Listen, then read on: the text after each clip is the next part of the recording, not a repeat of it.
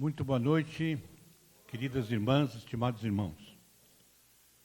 Sejam bem-vindos ao Instituto Espírita Amigo Germano, que este ano completou já 80 anos, no dia 15 de maio, em função das tragédias da enchente, nós resolvemos transferir os festejos para outubro. E como a espiritualidade sabe muito mais do que nós, nos deu um presente para outubro. Não é? Então, eu que tenho a grata satisfação, a alegria imensa de anunciar a todos que o Instituto Espírita e o Amigo Germano e a Cruzada dos Militares Espíritas se uniram em um convênio de mútuo apoio. Então, hoje, a partir dessa data, essa casa sente-se engalanada pela presença dessa instituição também espírita, trabalhadora da doutrina. Por isso que eu digo a vocês todos que é um presente que a espiritualidade mandou para nós. Hoje nós nos sentimos mais seguros, mais felizes por ter essa companhia. Eu tenho certeza que a espiritualidade estará conosco. Portanto, sempre que os espíritas se reúnem, fazem a prece. Vamos, então, elevar os nossos pensamentos ao amado Mestre Jesus e toda a espiritualidade amiga, inclusive o nosso querido Padre Germano, que é o espírito orientador dessa casa. Pedir a eles que nessa noite de festas, de alegria, de perspectiva de trabalho, de desafios, sejam conosco como sempre, orientando os nossos pensamentos, alimentando os nossos corações para que essa doutrina cristã, para que as palavras do Mestre Jesus, as suas obras e principalmente a lei do amor, possa vigir sempre nesses trabalhos agora orientados pelo Germano e pela Cruzada dos Militares Espíritas. Mestre amado, abençoa esses trabalhos. Nós todos, mestre, somos ceareiros da tua linha. Esperamos poder retribuir com toda alegria, com todo o amor, com toda a dedicação, essa oportunidade que a nós concedesse. Que assim seja. Prosseguindo, meus irmãos, no nosso protocolo, eu passo a palavra ao nosso querido irmão Luiz Carlos da Zambuja, que vai apresentar o protocolo da noite de hoje. Obrigado, professor Rosa. Então, eu venho aqui neste momento, como atual presidente da Cruzada dos Militares Espíritas, aqui o núcleo de Porto Alegre, trazer um breve histórico da Cruzada. Estudando sobre a fundação do núcleo aqui de Porto Alegre, eu tive uma grata surpresa. Muito importante. E a gente costuma dizer, as pessoas falam por aí, né? Quando alguma coisa acontece igual e tal, fala em acaso, fala em coincidências. Mas nós sabemos que coincidências, na verdade, são pseudônimos das obras de Deus, né? Que coincidências não existem. Na verdade, quando a gente começa a caminhar aqui, a espiritualidade já definiu o caminho. A gente segue, se quiser ou não, porque a gente tem o livre-arbítrio. Mas eu vou trazer o histórico e vocês vão entender por que eu estou falando isso. Em 21 de outubro de 1951, 15 militares, entre militares do Exército, Aeronáutica, Brigada Militar e Bombeiro Militar, se reuniram na Sociedade Espírita Allan Kardec, na Rua General Andrade, na sua sede provisória, e sob a coordenação do então coronel Roberto Pedro Michelena, montaram uma comissão que foi precedida pelo major Dr. Fernando Dias Campos Salles, que na época era do Hospital da Aeronáutica, da base aérea, e juntos fundaram este núcleo. Então, em 21 de outubro de 1951, foi fundado o núcleo da Cruzada aqui em Porto Alegre. Em maio de 1952, Coronel Michelena, já presidente do núcleo, que à época se chamava Núcleo da Cruzada dos Militares Espíritas do Rio Grande do Sul, general, do Rio Grande do Sul, aguardava os términos das obras lá do primeiro andar do novo edifício da Casa do Espírita, atual Fergues, para lá instalar e funcionar o núcleo. Então, o núcleo primeiro se reuniu lá no Allan Kardec, depois foi para dentro da Fergues. O general Michelena, ele desencarnou em fevereiro de 2001. Foi quando o coronel Colares assumiu lá o comando do nosso núcleo. Inclusive, ele não está aqui, ele era para estar, não sei se aconteceu alguma coisa, mas ele estava muito doente, e aí ele disse que viria, mas a gente não sabe, por causa da umidade, né? E o general Michelena, ele foi presidente da Fergues por um período também. Também no Hospital Espírita ele foi conselheiro. Foi o nosso fundador. Mas a dita coincidência é que ele também foi o fundador, um dos fundadores, da então Sociedade Espírita Lar do Amigo Germano, onde exerceu uma das atividades que ele mais gostava, a filantropia auxiliando anciões e crianças abandonadas. Então, essa é a grande coincidência. E esse é um momento que para nós é histórico. Uma casa como a nossa, o núcleo, com 73 anos de idade, nunca teve uma casa. Nunca funcionou como uma casa espírita. Aí vocês vão me perguntar, mas então o que vocês faziam? A gente, como hoje ainda, a gente vai para dentro dos quartéis. A gente ora com os militares. Lá dentro a gente forma grupos de estudo da doutrina espírita. A gente faz o complemento daquelas três eixos religiosos, né? O catolicismo, o evangélico e o espírita hoje. Então, a cruzada, ou o espiritismo, não tem capelão, não tem padre, não tem pastor. Tem irmãos de fé. E nesses grupos que estudam a doutrina espírita, tá? Nesses grupos que estudam a doutrina espírita, dentro dos quartéis é que divulga o espiritismo. Só que hoje nós temos uma referência para esses militares espíritas, ou que querem seguir a doutrina espírita. A referência não só para eles dentro dos quartéis, mas também para a família deles. Então, a Sociedade Amigo Germano, aqui, com o coração aberto do nosso amigo Rosa, do Trajano, seu vice-presidente, nos recebem, nos dando essa oportunidade de trabalhar com a família militar. Mas não só com a família militar, com todos aqueles irmãos que queiram vir trabalhar conosco. E por isso somos muito gratos. Somos gratos, sim, pela oportunidade do trabalho, de servir. E vamos poder fazer, sim, a nossa parte. Então, é muito importante, neste momento, a gente poder estar aqui e fazer com que seja histórico isso para nós. Mas também não só isso, que nos traga também o princípio da responsabilidade perante a tarefa que ora estamos assumindo. Porque é importante.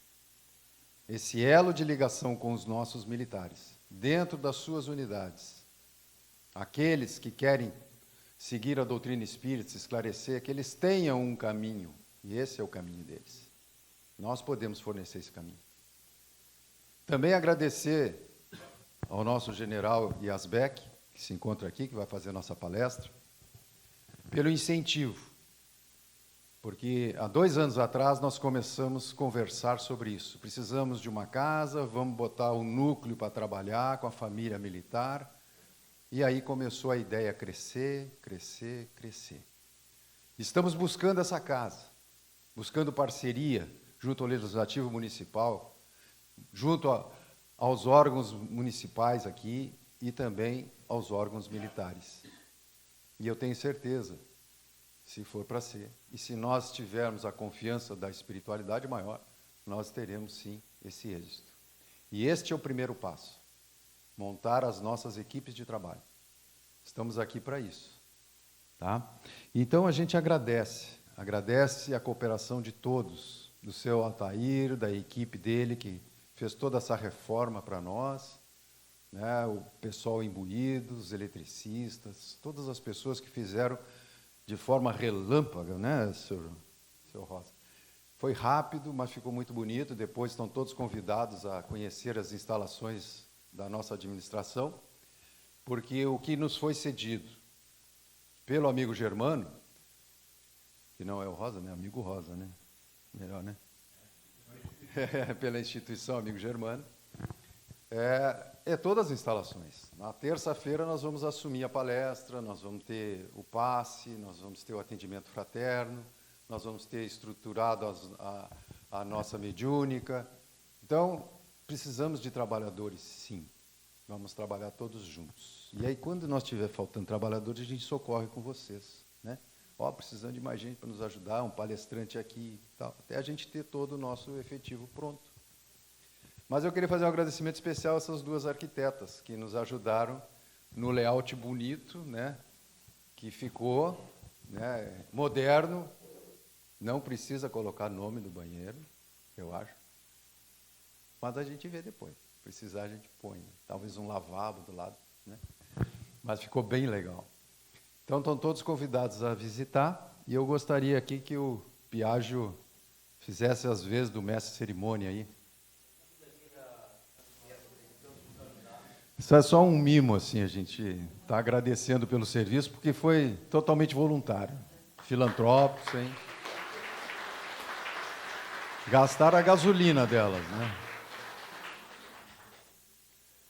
Agradecer os esposos que liberaram as arquitetas, né? Não? Enfim, muito obrigado pela palavra, Piaggio. A palavra. Para aí que o Rosa quer falar.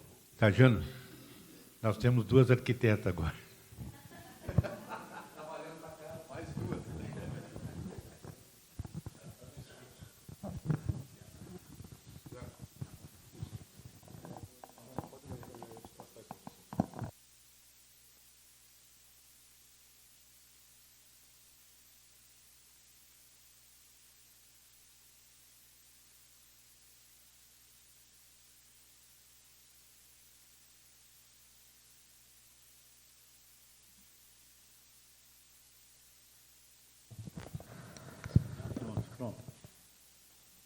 Boa noite, senhores. Eu vou passar a leitura aqui de um breve currículo vitae do nosso palestrante na noite de hoje.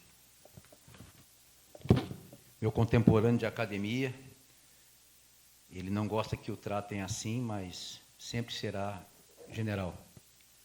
General José Fernando Yazbek, general de brigada da Reserva do Exército Brasileiro, casado, 64 anos. Diretor de coordenação com os núcleos da Cruzada dos Militares Espíritas, nível nacional, desde 2023. Presidente do Instituto Francisco de Assis, de Promoção Humana em Campinas, Estado de São Paulo, desde 2022. Presidente da Casa de Ismael, Grupo Espírita Campinas, desde 2022. Presidente do Núcleo de Campinas, da Cruzada dos Militares Espíritas, desde 2021. Rapidamente, 3 tópicos sobre a experiência profissional do nosso palestrante. Comandante da 9ª Região Militar em Campo Grande, Mato Grosso do Sul, no ano de 2015. Comandante da Escola Preparatória de Cadetes do Exército, no período de 2006 a 2007. Observador militar da United Nations Protection Force, UNPRAFOR, Iugoslávia, na antiga Iugoslávia, no período de 1992 a 1993. Com a palavra, o nosso palestrante de hoje, o irmão José Fernando Yazbek.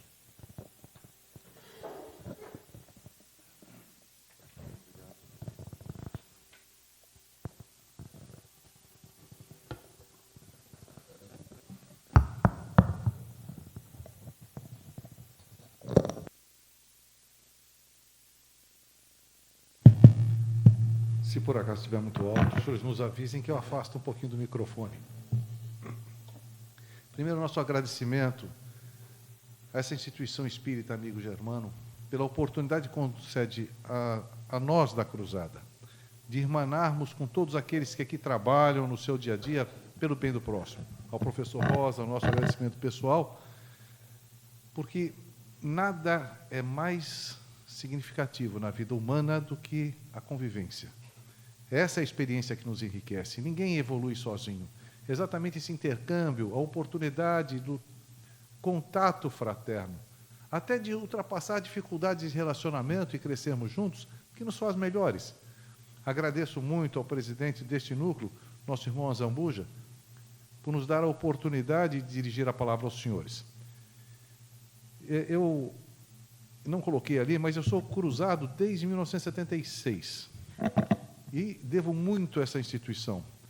A Cruzada dos Militares Espíritas, ela é uma instituição fundada por militares. Em 10 de dezembro de 1944, ela completará esse ano também 80 anos.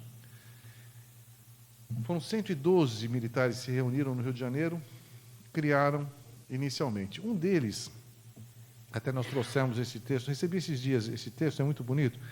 Um deles, em 1955, tendo a oportunidade de ter contato com o Chico, era o então coronel médico Paulino Barcelos, ele perguntou ao Emmanuel o seguinte: a Cruzada dos Militares Espíritas está satisfazendo as suas finalidades? E Emmanuel, então, psicografou uma resposta curta, muito interessante. Emmanuel tem essa capacidade de ensinar muito com poucas palavras. A Cruzada permanece investida do mais nobre ministério, qual seja o de iluminar evangelicamente a responsabilidade dos missionários da ordem. É muito interessante, porque quem tem que manter a ordem social são os militares. Mas a maneira iluminar evangelicamente a responsabilidade dos missionários da ordem. Com o auxílio do Senhor, vemo-la cumprindo dignamente o mandato que lhe foi conferido, rogando de nossa parte a Jesus que lhe ampare as esperanças e as realizações. Vemos assim que nós somos pequenos tarefeiros. Jesus mesmo nos dá uma lição que é imorredora, quando ele diz assim: por que me chamais de bom? Bom só meu Pai que está nos céus. Fica claro para todos nós quão pequenos nós somos. Mas eu gosto muito de, às vezes, só me perdoando a informalidade, eu quebro um pouco o protocolo e me recorro da sabedoria dos motoristas de caminhão, que colocam assim naqueles letreiros atrás dele e falam assim: eu não sou dono do mundo, mas sou filho do dono. Assim somos todos nós. Temos o privilégio de sermos filhos desse Pai amantíssimo que tanto bem nos faz. A Cruzada vai encontrar num dos santos canonizados pela Igreja Católica aquele que vai ser o seu patrono. Há uma referência histórica que, inclusive, a espiritualidade orientou nessa escolha. E nós vamos encontrar em Maurício de Tebas, comandante da Legião Tebana, um homem que vivia no norte da África, é chamado por César para combater a revolta dos bagaldos numa região que hoje é a Suíça, e lá eles se reúnem nas proximidades antes de irem para o combate e determina Maximiano, uma época que se tinha mais de um imperador, tá certo? Tinha o Augusto e tinha o César, e tinha 2 Césares, e um dos Césares era Maximiano, que como soldado era um general romano muito efetivo no combate às revoltas. Ele determina que seja prestado tributo aos deuses pagãos. Então, ele, propositadamente, Maurício, ele retarda a chegada da sua legião. Maximiano manda esperar, e que ele preste o culto aos deuses pagãos. E ele diz que, como soldado, ele obedece a César, mas na questão de fé, ele é cristão, não pode prestar esse culto. Dada a ordem, então, que ele seja morto e que a legião tebana preste o culto. Seus soldados se recusam. É determinada uma primeira dizimação, ou seja, conta-se 10 homens, mata-se um. O 10º morre. O 10º morre. Feita a primeira dizimação, a legião permanece cristã.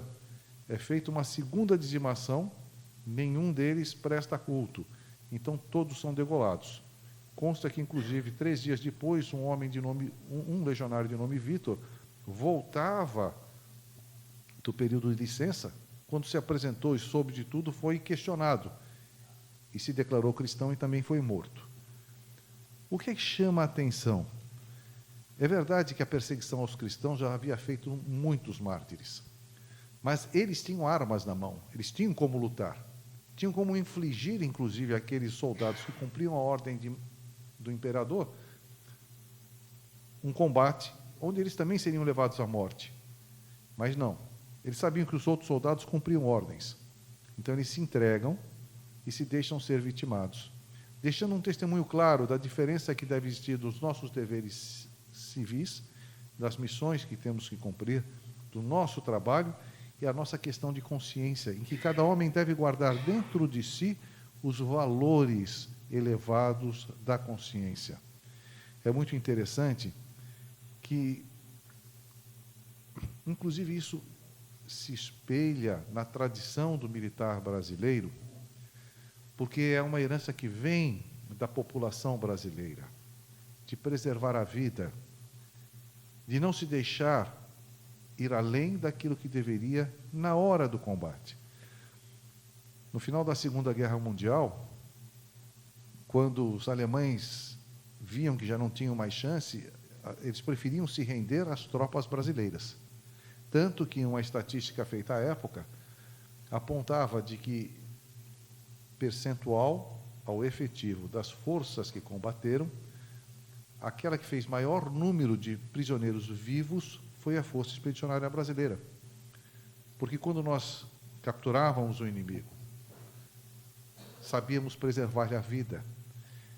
E isso é fundamental, como nos ensina Emmanuel, iluminar evangelicamente aqueles que são missionários da ordem. Temos todos um dever. Trabalhamos juntos dos quartéis, das polícias, dos bombeiros, mas o nosso efetivo de militares na cruzada é muito pequeno. Por quê? Porque nossas famílias nos superam em número, todos nós nos movimentamos pelo Brasil e temos a oportunidade de, com isso, sermos portadores da mensagem espírita onde chegamos. Tivemos um grande precursor, entre outros, mas um se destacou, que foi Viana de Carvalho, o mentor do Divaldo, mas Viana, antes mesmo da fundação da Cruzada, ele dá seu testemunho. Onde ele chegava, ele fundava um núcleo, um grupo, um centro espírita, um grupo de estudos espíritas. E com isso incomodava as autoridades católicas, pedia-se ao exército, o exército movimentava. Ele passou a vida sendo movimentado e fundando núcleos espíritas, centros espíritas. E esse espírito de luz ainda é um dos patronos, é um dos espíritos que nos orienta e assistem. Porque a função do homem de farda é servir, do homem e mulher de farda é servir. Nós pertencemos à sociedade e temos que renunciar aos interesses pessoais, porque o nosso dever é servir. É muito interessante que, às vezes, o pessoal fala assim, não, mas as esposas dos militares podem trabalhar, né? Ou os maridos das senhoras que são militares. É verdade. E trabalham bastante, mas não têm emprego. Elas têm trabalho. É o trabalho que enobrece. Mas eu gosto de comentar, como gaiatice talvez, que ao longo da carreira, eu fui muitas vezes movimentado. Então, quando nós passamos para a reserva, eu tinha 32 anos de casado e fazia, naquela ocasião, a 28ª mudança com a minha esposa. Aí o pessoal fala assim, nossa, mudou muito, né? Eu falei, mas tem suas vantagens. Nenhum credor me encontra. Muito bem, meus irmãos. Brincadeiras à parte. Nós somos todos beneficiários de uma doutrina santa, sem dogmas, clara, verdadeira, forte, fecunda. Ela nos concede a oportunidade de compreendermos a fé sob uma outra ótica. É muito interessante. Entre as várias passagens do Evangelho, uma delas é especialmente rica, poética, bela, é quando Jesus diz o seguinte: observai os pássaros do céu, não semeiam, não ceifam, nada guardam em celeiros, mas o Pai Celestial os alimenta. E vede como se vestem os lírios do campo. Não tecem, não fiam, No entanto, nem Salomão, em toda a sua glória, jamais se vestiu como um deles. Ora, se Deus tem o cuidado de vestir assim a erva do campo, que hoje existe, e amanhã é lançada na fornalha, quanto mais não fará por vós, ó homens de pouca fé. Busca primeiramente o reino de Deus e a sua justiça, e tudo mais vos será dado em acréscimo. Como é interessante nós, espíritas, vermos nisso, não uma questão de dogma, ou um estímulo a uma vida mística. Não. Viver com os homens no mundo como devem viver os homens no mundo, como nos ensina o Evangelho segundo o Espiritismo. Mas despreocupados com o dia de amanhã, desde que estejamos seguindo o caminho do reto dever. Essa é a inspiração que nós todos aqui aprendemos da nossa doutrina. E vamos vê-la traduzida, muitas vezes, nos nossos testemunhos diários, na convivência entre pessoas do bem. É aquela noção que nos passa a Renúncia, que Alcione, protagonista do livro Renúncia, nos passa, de que a felicidade repousa na consciência tranquila pelo dever cumprido. Ou seja, quando nós estamos cumprindo o nosso dever, quando sentimos isso dentro de nós, essa paz está junto de nós. Esta é a fé que nos faz compreender que tudo aquilo que acontece conosco, que não tenha sido provocado por nós, trabalha em nosso benefício. A nossa doutrina, ela tem uma oportunidade que outras religiões não têm. É muito interessante quando Jesus diz: se me amardes, guardai os meus ensinamentos. E eu rogarei a meu Pai, e ele vos enviará um outro Consolador, que ficará convosco e estará em vós. Muito bem colocada a postura.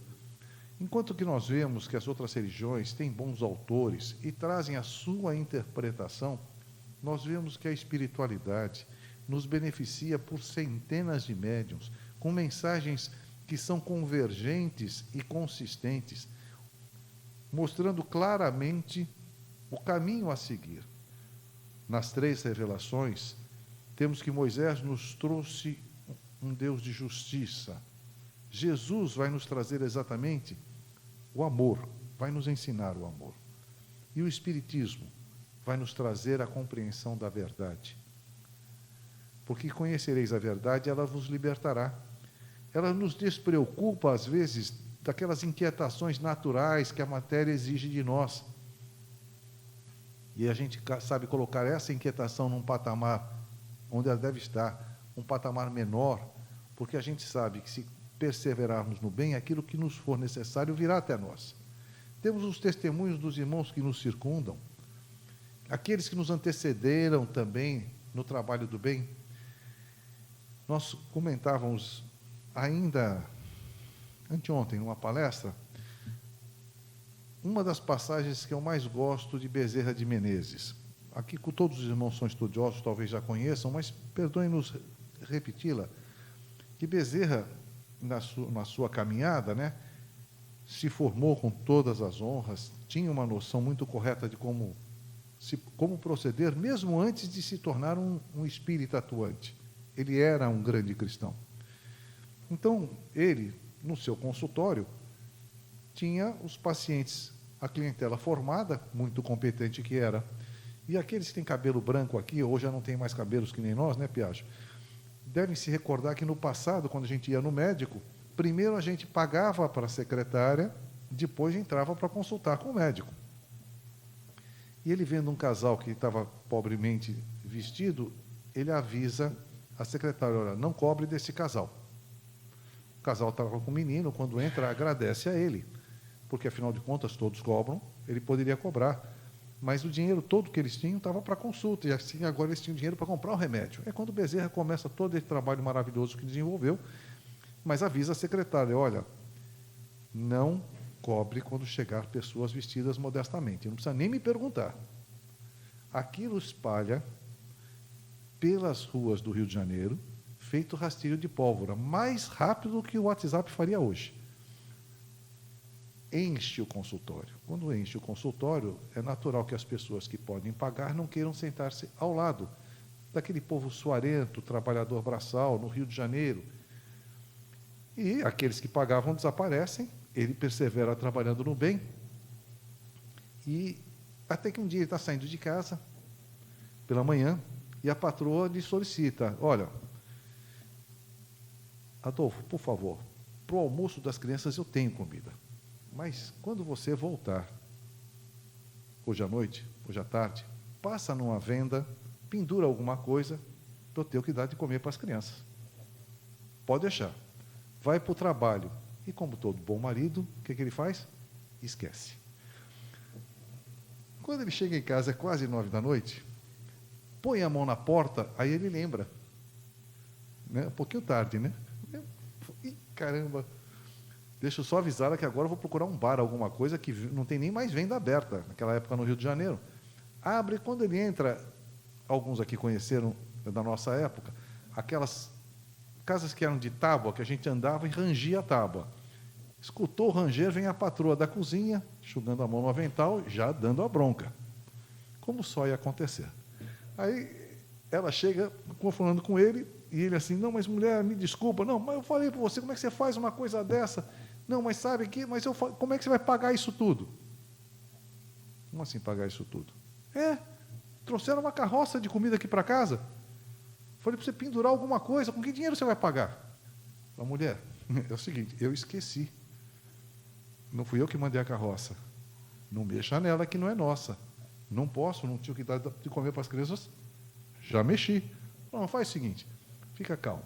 Nós vamos procurar, normalmente vinha um papel com a relação do que tinha sido comprado e o nome de quem era para entregar. Vamos ver de quem é, amanhã a gente repõe e devolve. Vira que vira, porque era muita comida mesmo, acharam a tal carta com o nome dele, hein? E uma carta dentro, de que os amigos médicos do Rio de Janeiro, conhecendo o trabalho maravilhoso que ele fazia, acharam que aquele pudesse ser um bom presente e tinham mandado para ele. Essa certeza que a gente tem de que Deus está sempre conosco, dentro da doutrina espírita, ela não é um ato de fé cega. Uma vez eu conversei com um amigo católico muito generoso, um grande cristão. Ele dizia o seguinte: não, ter fé é o seguinte, é ser capaz de pular do avião sem um paraquedas. Não é essa a fé que Deus quer de nós. A fé que Ele quer de nós é que nós tenhamos coragem de enfrentar os problemas com desprendimento de nós mesmos, seguindo o reto proceder. Eu citei Alcione há pouco. Aqueles que lerem o livro Renúncia, um dos grandes romances de Emmanuel, vão se recordar dessa questão. A fé que a gente tem que ter é de que quando a gente está certo, a gente não agride os outros, mas a gente faz o que tem que ser feito. Quando estávamos na academia ainda, a época a gente tinha cabelo, era preto o cabelo e tal, tinha um instrutor que uma vez nos fez uma palestra, motivado até pelo oficial orientador da cruzada. Ele chamou para que nós conhecêssemos a história. Ele tinha combatido a guerrilha do Araguaia. E quando ele foi convocado, ele tinha todos os cursos da Brigada Paraquedista, ele liderou um pelotão, teve um combate entre guerrilheiros e o pessoal do Exército. Ele falou: vencer o combate foi fácil. Foi um combate muito triste, teve pessoas que faleceram dos dois lados. Mas nós fizemos prisioneiros a maior parte deles, o que me foi muito difícil. E ele falava isso com as lágrimas vindo aos olhos. O que me foi muito difícil foi segurar os meus homens, porque eu tinha perdido 2 companheiros na luta, para não deixar que eles matassem os prisioneiros. Foi muito difícil. A ponto de que eu tive que usar toda a minha energia com os meus sargentos, enquadrá-los, dar voz de prisão, trazê-los de volta para o quartel, escutando as ameaças deles que iam se vingar. Mas ele sabia qual era o reto proceder. Ele conhecia bem a doutrina. Fez os prisioneiros e entregou todos com vida. E dizia para nós, com grande alegria, que um dia ele tiverá alegria de volta. Passados 15 anos, todos os subordinados se reuniram e vieram até ele agradecer. Agradecer muito por ele não ter deixado que cometessem aquele ato no momento da excitação, da violência do combate. Porque a consciência deles jamais os teria perdoado. E a gente vê que a doutrina, de forma maravilhosa, nos ensina que Deus escreveu as suas leis na nossa consciência. Então, essa é a doutrina que nos beneficia, que nos faz tanto bem, que nos dá agora a oportunidade de iniciar o trabalho. Desculpem que eu estou com uma gripezinha querendo pegar. Desculpem. De nos dar a oportunidade de trabalharmos na seara do bem. Lembrando sempre que a casa espírita, aqui já é uma casa que tem toda uma tradição de caridade. Que nós, da Cruzada, que aqui chegamos, nos beneficiamos exatamente desta aura para dar novo impulso, dar prosseguimento. Como nos ensina Tiago, na sua única epístola, no capítulo 2, versículo 14, que a fé sem obras é morta. Como é importante que nós saibamos fazer o bem, compreendendo que o bem que sai de nós volta para nós mesmos. Nos momentos de dificuldades, nos ensina Paulo, tudo posso naquele que me fortalece. Sigamos juntos, temos muito a fazer. Essa é a compreensão da fé. Que a força necessária para fazermos, para cumprirmos bem o nosso dever, nunca nos faltará. Não é que vá ser fácil. O testemunho é nosso, é da pessoa. Mas o trabalho no bem sempre é alcançável. Os filmes que nós temos hoje, os filmes espíritas, nos dão testemunhos maravilhosos. Mas também os filmes católicos. O filme da Irmã Dulce é uma preciosidade, os filmes de Madre Teresa são maravilhosos. Mas é muito interessante vermos no Chico a perseverança dele, apesar da dificuldade, das críticas do próprio pai. Quem aqui todos assistimos, né, o filme do Chico, um momento é especialmente tocante. Quando o Chico ainda morava em Pedro Leopoldo, as pessoas vinham bater-lhe a porta para pedir ajuda, e a irmã chega para ele e fala: Chico, não dá, esse monte de gente que entra e sai, a gente gosta de você, Chico, mas assim não dá. Ou sai você, ou sai o nosso. Ele faz um carinho nela, com o coração apertado, sem nenhum olhar de crítica, e sabe se retirar humildemente para continuar no cumprimento da missão, no cumprimento do seu dever, porque este é o vaso escolhido. Das passagens, é muito interessante, todos conhecemos, mas vamos lembrar, talvez alguns não tenham lido, um livro chamado Devassando o Invisível, de Ivone Pereira. Ivone Pereira foi uma das grandes trabalhadoras do movimento espírita. Vou tomar cuidado para não estourar o tempo, prometo. Tá, e aí, Ivone Pereira, ela, até porque senão o pessoal dorme muito rápido, a gente tem que terminar logo. Então, Ivone Pereira ela nos traz o seguinte: o livro Paulo Estevam. Paulo Estevam é um livro assim extraordinário. Ela se refere a ele nos seguintes termos: como o livro que mudou a vida dela. E eu digo textualmente que é o livro que mudou minha vida também. Ele nos dá uma força desigual. E é muito interessante que o Chico vai começar a escrever o livro. A casa dele era cheia de gente, como a gente vê no filme, então ele fazia o seguinte: ele, depois do trabalho na venda, em que ele trabalhava, ele pedia para ficar no porão, luz de querosene, escrevendo o livro. 20 páginas, escritas a lápis, pegava a máquina de escrever, passava limpo, borracha, apagava as 20 páginas, porque o Chico não tinha dinheiro quase, e continuava escrevendo, 8 meses fazendo esse trabalho. Como recompensa, Emmanuel desdobra o Chico e leva-o ver na espiritualidade um momento em que Jesus chega para Saulo na estrada de Damasco e diz: Saulo, Saulo, por que me persegues? Não recalcitres aos aguilhões. Quem sois vós, Senhor? Eu sou Jesus. Que queres de mim? Entra na cidade e espera. Lá lhe será dito o que fazer. Chico, quando volta a si, ele registra que ele não sabe quanto tempo ele ficou ajoelhado em prantos, mas ele volta, ele está banhado de lágrimas. Muito bem. Eu vou aproveitar esse ponto, o ponto em que Saulo entra na estrada, entra na cidade. Entrando na cidade, ele é deixado pelos companheiros numa estalagem. Dias depois, Jesus aparece a Ananias e recomenda a Ananias: vai até a rua direita, busca uma estalagem de um homem chamado Judas, lá encontrará Saulo, o homem de Tarso, devolve-lhe a luz. Inicia-o na minha doutrina. E Ananias, se fosse caipira, como é o pessoal da minha terra, ele ia coçar a cabeça e diz o seguinte: Senhor, tenho ouvido falar muito desse homem. Ele fez muito mal aos santos de Jerusalém. Ananias, Saulo é para mim um vaso escolhido. Eu mostrarei a ele quanto deverá sofrer em meu nome. A ideia que eu queria buscar é do vaso escolhido. A gente tem a impressão, no nosso cotidiano, na cultura popular, que fulano é um escolhido.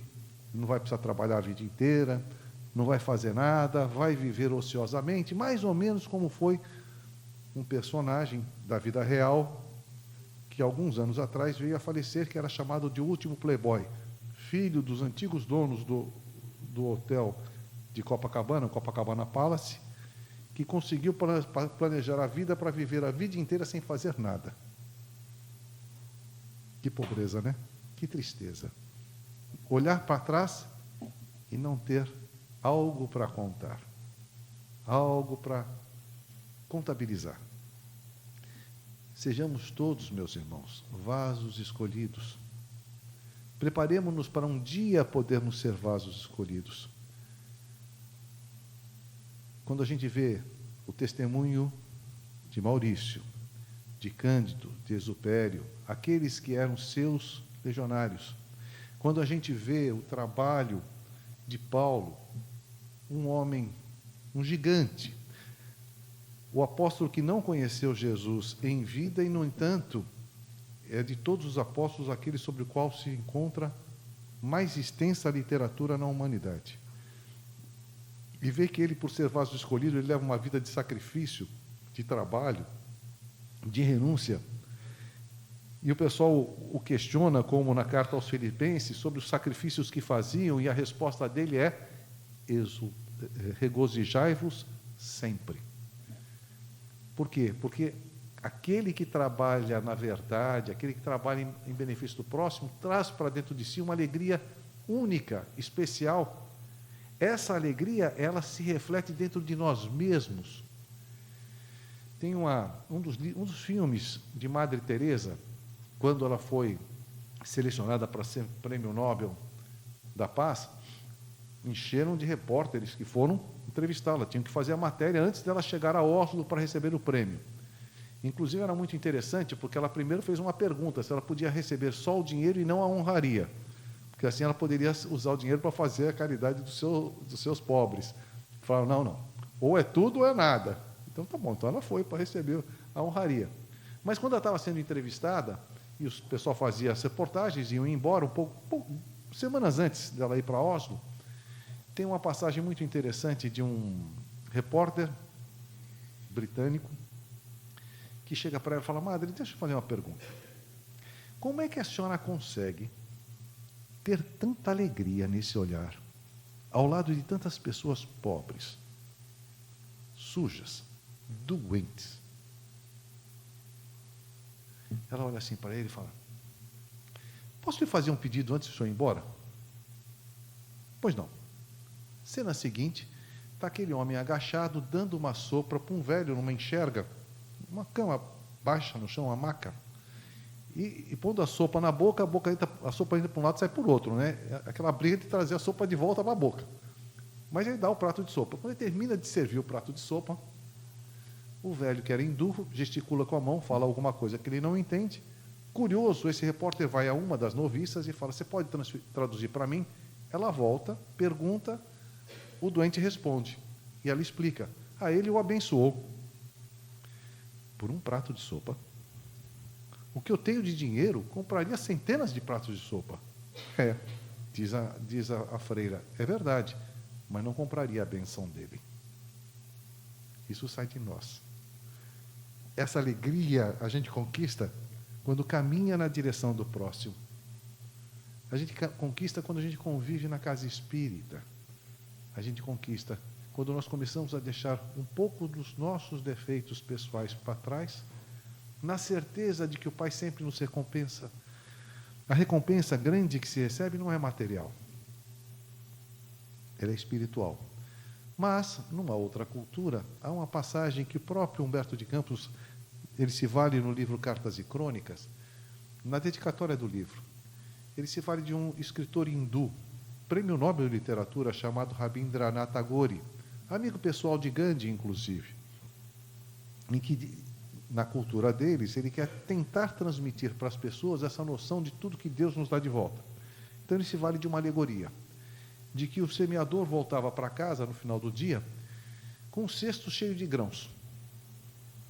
Quando vê em sentido contrário, na estrada poeirenta, um séquito sublime, onde uma carruagem toda de ouro, coberta de joias, escoltada por anjos, vem na direção contrária, para ao lado do agricultor, e dela desce o Senhor dos mundos, que estende a mão ao agricultor a pedir esmolas. Ele, atônito, pega de algumas sementes do seu farnel e doa para o Criador, que, sorridente, agradece, entra na sua carruagem e segue. Ele ainda acompanha aquela cena maravilhosa até ela sumir numa das curvas da estrada. Quando volta a si, do tamanho êxtase, ele nota que luz fulge do seu próprio alforge e encontra, no lugar de cada semente dada ao Criador, uma pequena pepita de ouro luminescente. Diz então o agricultor: louco que fui, porque não dei ao Senhor dos mundos tudo aquilo que eu tinha. Cada um de nós oferece aquilo que pode, mas sigamos oferecendo. Não nos iludamos. Mas não houve reciprocidade, não houve retorno. Não nos iludamos. O grande conquistador do mundo não foi Alexandre, não foi César. O grande conquistador do mundo foi crucificado. E conquistou o coração de todos nós para sempre. E continua conquistando e renovando o mundo. Deixou-nos o maior legado, o legado do Evangelho. O roteiro mais sublime que existe em todo o conhecimento humano. A ponto de Gandhi, todos conhecemos, né? Uma grande alma, certa feita foi questionado sobre um determinado livro religioso, e ele, não querendo comentar, ele disse o seguinte: devemos ter respeito por todas as religiões, mas eu, Gandhi, pouco interesse tenho por aquelas filosofias que não tornem melhores aqueles que as professem. Uma forma muito interessante de nos ensinar o que ensina Jesus, né? Que a árvore se conhece pelos frutos. Mas aí, quando lhe mostraram a Bíblia, ele faz também um comentário, que caso se perdessem todas as obras religiosas do planeta, de uma hora para outra, todos os livros sagrados desaparecessem, se restasse o Sermão da Montanha, nada estaria perdido. Tamanha a grandiosidade no ensinamento que Jesus nos traz, embora nós só tenhamos podido alcançar até hoje pequenos fragmentos que sobreviveram. Foi muito mais extenso o ensinamento. Mas dia chegará em que teremos novamente o privilégio de ouvir o Cristo, em que Ele, como governador planetário, terá entre nós uma humanidade mais generosa, mais disciplinada, mais amorosa e fiel, a ponto de Ele poder se comunicar conosco. Para essa jornada, para esse caminho, sigamos, tenhamos sempre à mão a bússola que devemos seguir. Eu me valho de um texto que é do livro Cartilhas da Natureza, de Casimiro Cunha. Casimiro Cunha é um personagem também especial. Nascido em 1880, em Vassouras, interior de Minas Gerais, fica órfão de pai aos 7 anos, cego de uma vista aos 14, cego da outra aos 16. 23 anos ele se casa, 36 ele desencarna.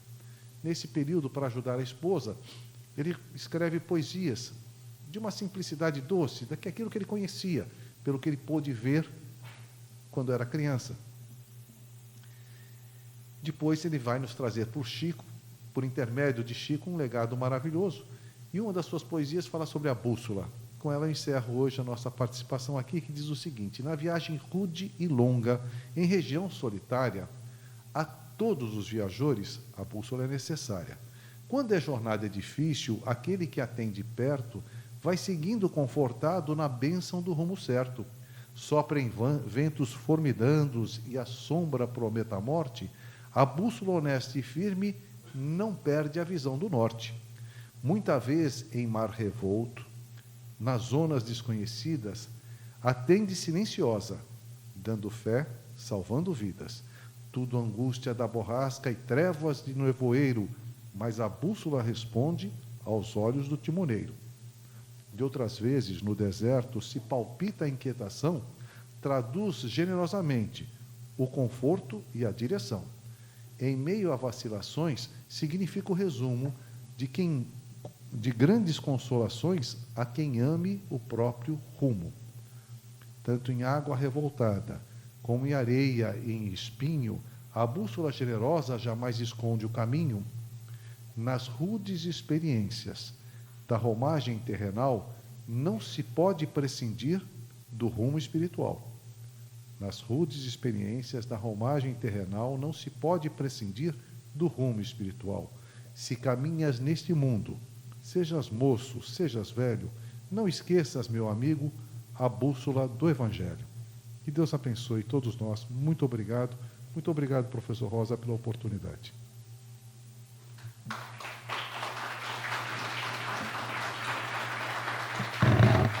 Bom, meus irmãos, após a palestra Testemunho de Fé, Maurício, patrono e guia da Cruzada dos Militares Espíritas, feita pelo irmão Iasbeck, nós, da Cruzada dos Militares Espíritas, comemoramos anualmente a Semana Maurícia. E na Semana Maurícia é lida uma mensagem em nível nacional. E essa mensagem eu vou solicitar ao irmão Souza Lima que, por favor, a faça nesse momento.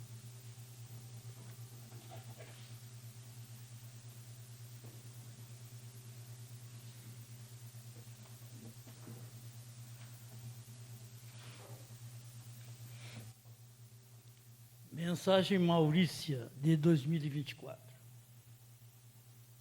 Meus amigos militares, que Jesus os abençoe. Nosso benfeitor, capitão Maurício, deve estar muito orgulhoso por ver os seus comandados praticando o bem na terra Brasílis, ensinando o beabá da caridade às tropas, explicando a natureza da mediunidade, esclarecendo aos médiuns sobre como ministrar o passe, orientando a educação das crianças e dos jovens à luz dos princípios da doutrina espírita. O patrono da Cruzada dos Militares Espíritas está certamente muito feliz.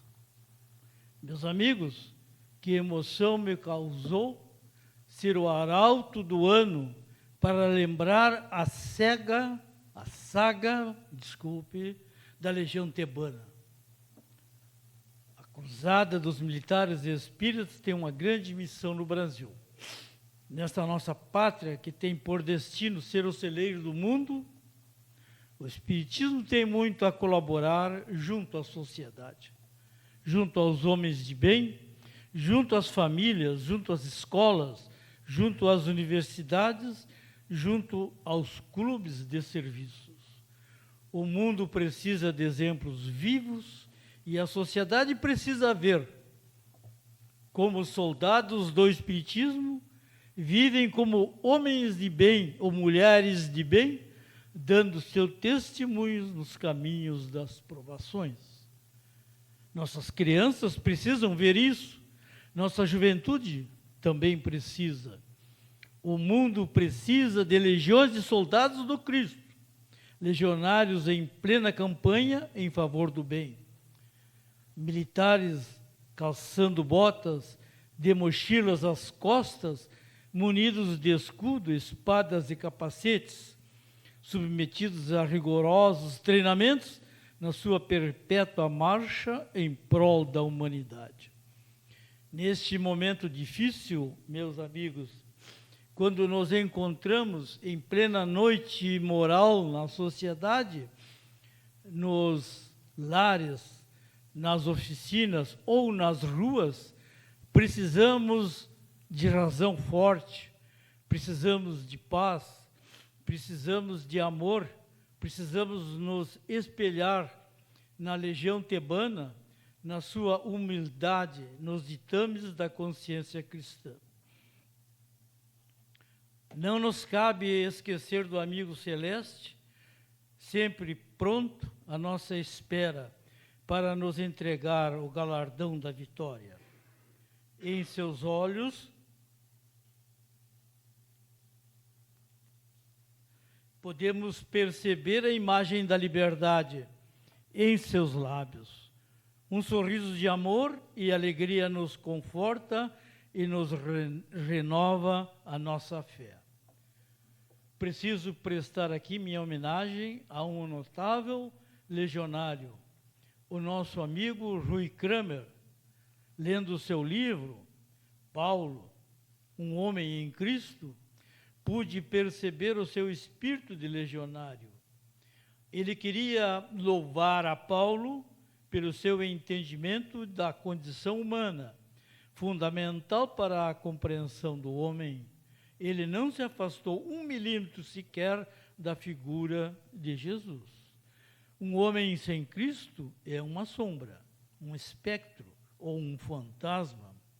Fixando-se nas coisas da terra, o homem não está simplesmente no mundo, mas pertence ao mundo. E finalizando, o autor desta mensagem, que não é esse que vos fala, encerrou assim: minha preocupação cotidiana, a solicitude que dedico a todas as comunidades. Quem fraqueja sem que eu me sinta fraco? Quem cai sem que um fogo me abrase? Se é preciso gloriar-se de minha fraqueza, é que me gloriarei. E Deus, o Pai de nosso Senhor Jesus Cristo, que é eternamente bendito, sabe que não falto com a verdade. Conheço um homem em Cristo. E com essas palavras, o autor da mensagem Maurícia encerra esta bela mensagem. Muito obrigado.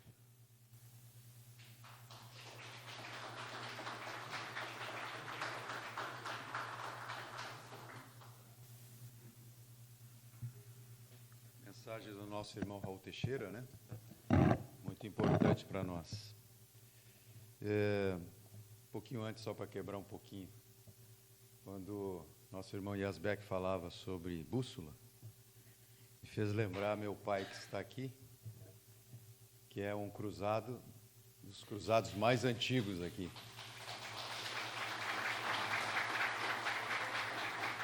É um cruzado que me colocou no rumo da cruzada, né? Desde jovem, desde pequenininho, correndo no meio das cadeiras do núcleo lá de Bagé. Está aí ele, com os seus 99 anos, talvez até a gente tenha sacrificado ele um pouco, mas ele ficou bem contente em vir aqui, vendo mais um núcleo aqui funcionando. Nós vamos fazer agora o passe de forma coletiva, tá, espiritual, porque pelo adiantado da hora, assim a gente pode já se preparando, vai ser escurecida um pouco a luz para nos facilitar, né? Agradecer já de pronto a presença de todos, o Iraci representando aqui a FEB, o Antônio, o Leon Denis, os nossos amigos, desculpe se eu esqueci mais alguém, enfim, presença de todos, o Bira aqui, o Nazareno, nossos amigos, né? A todos que vieram a nossa primeira reunião aí da Cruzada, com o apoio, logicamente, do nosso Instituto Amigo Germano. Então, temos um convite aqui também. O Instituto Espírita Amigo Germano tem a grata satisfação de convidar todos os associados, trabalhadores, frequentadores da casa para os festejos dos seus 80 anos de fundação, a ser realizado no mês de outubro próximo, com a presença de autoridades e conferencistas do Movimento Espírita Brasileiro, conforme programação a ser divulgada. Começa na terça-feira que vem, né? Com o presidente da FEB, né? Fergues. Ah, sim, presidente da FEB, o Antônio. O Antônio vem terça-feira, dia 1º, então começa as festividades. É aniversário é bom, deve ter bolo. Vamos ver. Então, meus irmãos, vamos fechar os nossos olhos elevar o nosso pensamento a Deus, nosso Pai, na certeza de que a espiritualidade maior agora, em conjunto com essas duas casas, na certeza só no material, porque espiritual eles já estavam juntos, venham trazer neste instante aquilo que precisamos de bom para nós. Bons fluidos, bons pensamentos, a paz aos nossos corações, trazendo o alento às nossas almas, o lenitivo necessário a cada um, para que a gente possa ficar mais com fé, como vimos na palestra. Tantos exemplos de fé, que possamos nós também sermos exemplos dessa fé. Auxilia-nos, Senhor, a sermos os teus discípulos, a caminharmos contigo, nos teus sentimentos, no que for melhor para todos nós, para as nossas famílias, para o nosso trabalho, para aqueles irmãos que estão conosco, que com certeza temos responsabilidades com eles. Firma em nós, Senhor, esse sentimento de irmandade, de fraternidade, de amor ao próximo, pois somente assim poderemos ser felizes. Sim, a terra não é só para sofrermos. A terra é o planeta que nos recebeu para sermos felizes, que possamos transformar os nossos dias em vários momentos felizes. E esses momentos, na certeza de que através do bem ao próximo, nós encontramos vários momentos felizes. Por isso, Senhor, te rogamos que pela espiritualidade maior nos seja transmitido os bons fluidos de ânimo, de coragem, de fé, para prosseguirmos em nossa jornada, em busca da nossa evolução espiritual. Fica conosco, hoje, agora e para todo sempre, agradecidos por este momento de fé, de amor e de transfusão de bons fluidos. E assim seja.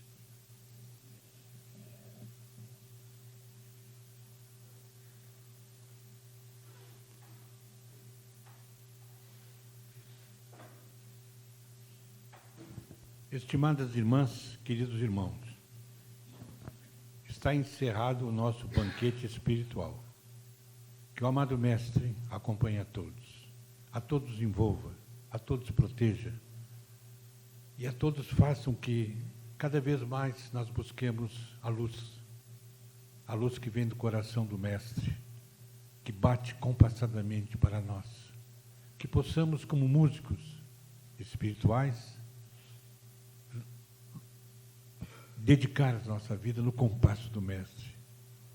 E gratificados por mais essa feliz oportunidade, nós damos por encerrados essa bela noite em que iniciamos uma caminhada milenar entre o Germano e a Cruzada, que temos certeza que irá abençoar a todos aqueles com quem iremos conviver. Muito obrigado a todos, estão encerrados os trabalhos.